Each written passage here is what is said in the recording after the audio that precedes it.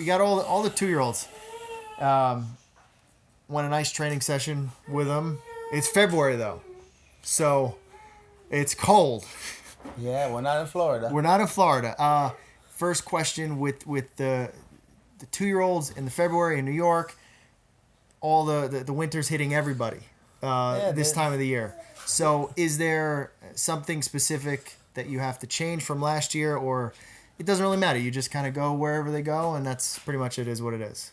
Yeah, well, it's a little bit different. I guess you gotta play with Mother Nature a little bit. You gotta use common sense. Like, we try to train them when the track is better because sometimes it gets really cold in the weather and you work with it. But, Florida is definitely nice because, it's great for us anyway because you always get great days and stuff. I think, before we get into each specific horse, I think the New York weather and the Florida weather, A little different. It's for you guys. Yeah. It's not for the horses. The horses, they're just out there. They do their thing. It's for you guys. You guys like jogging in t-shirts and not having to be all bundled up. Today was nice and sunny though. Yeah, today was nice and sunny. But you know what though? There's goods and bads everything. I think Florida, the weather's, you're not going to get too many bad days.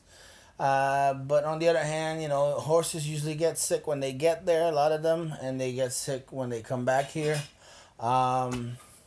Seems like it's worse going there. This year, knock on wood, but we haven't had one single baby that got sick. Okay.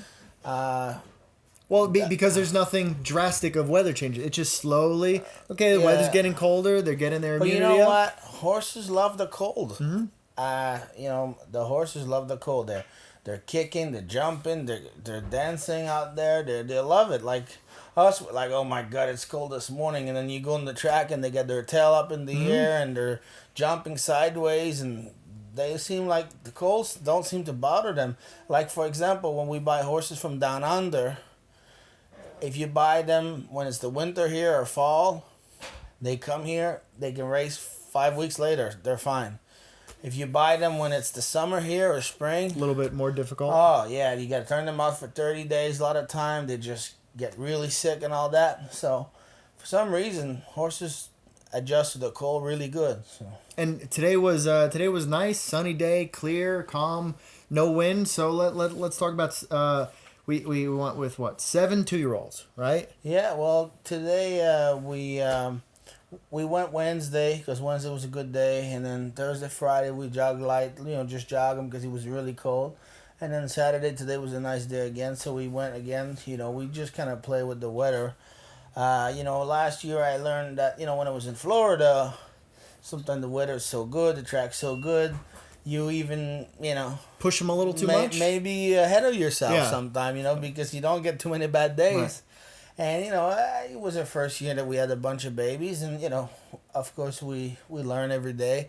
This year, we're focusing right now on manners and foundation. So that's what we're doing right now. We're teaching them what they need to do. We kind of put them in every situation that it's going to be possibly later on. And we try to make them mature faster and just, leave them in the hole. Put them first over. Put them on the front.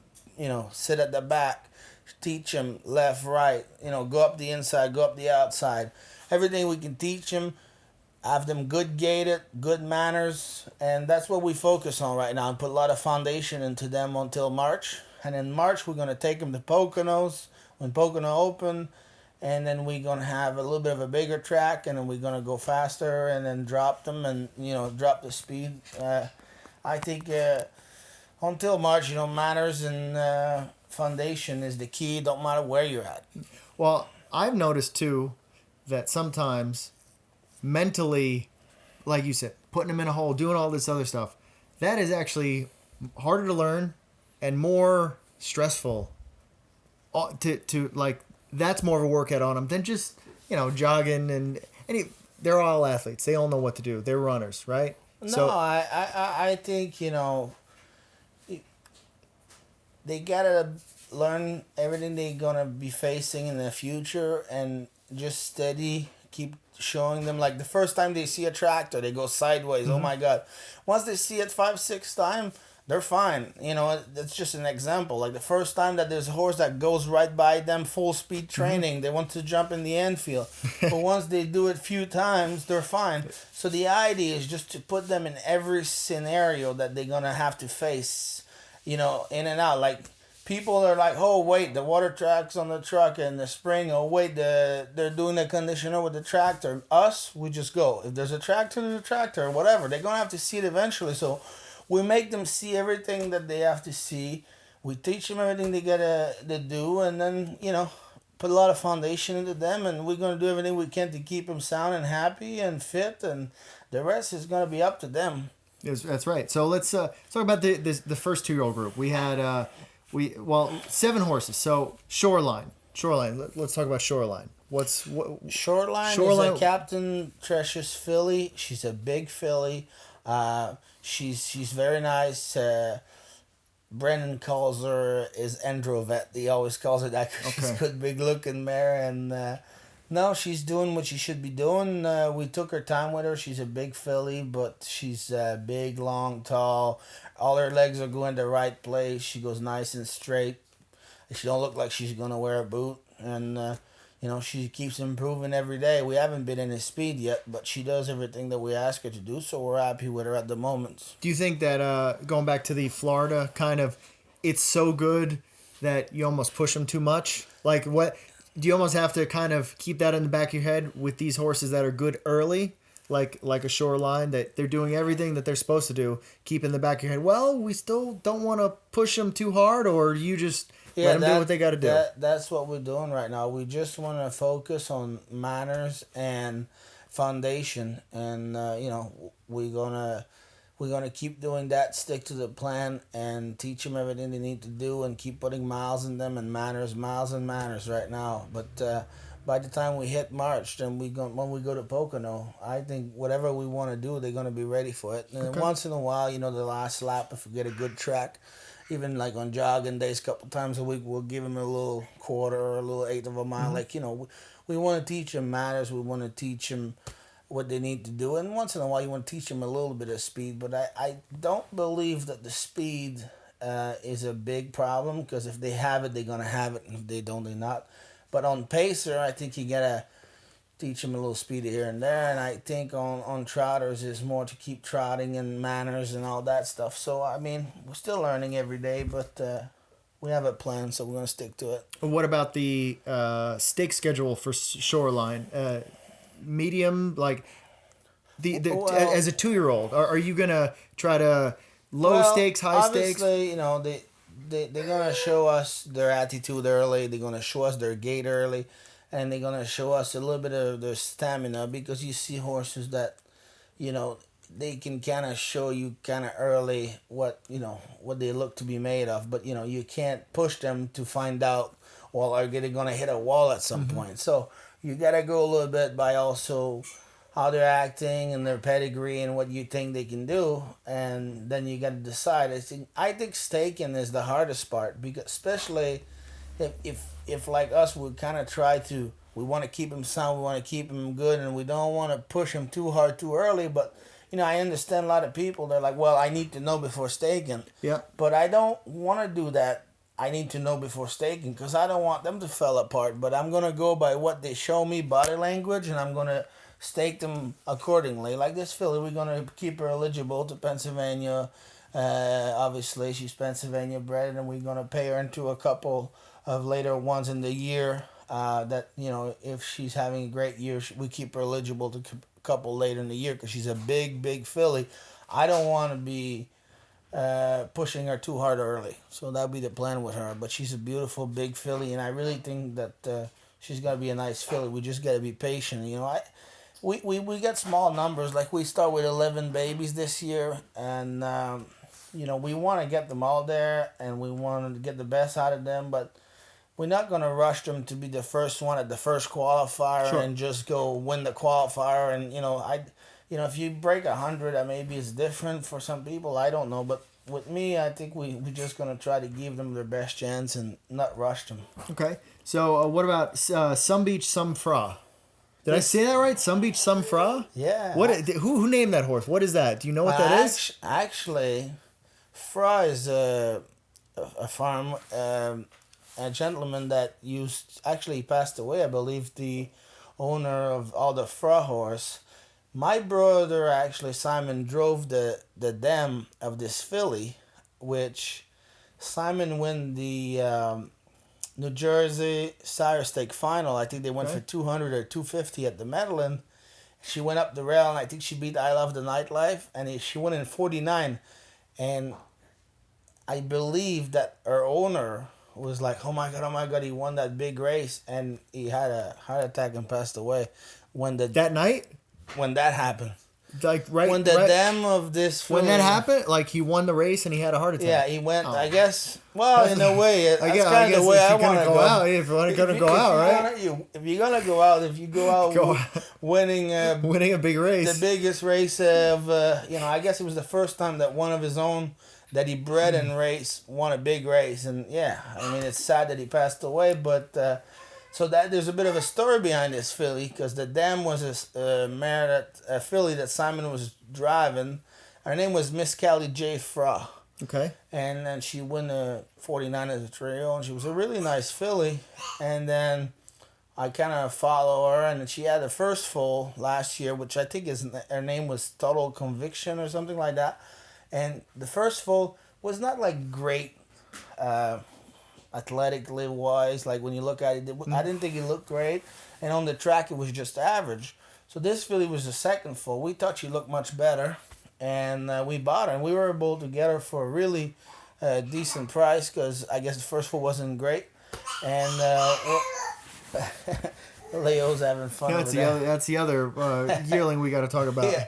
So, anyways, she's like, we really like her. When we start her, she was a little bit green, and it took her a little bit of time to figure out what she needed to do. She was borderline lazy, and all of a sudden she picked up what she needed to do.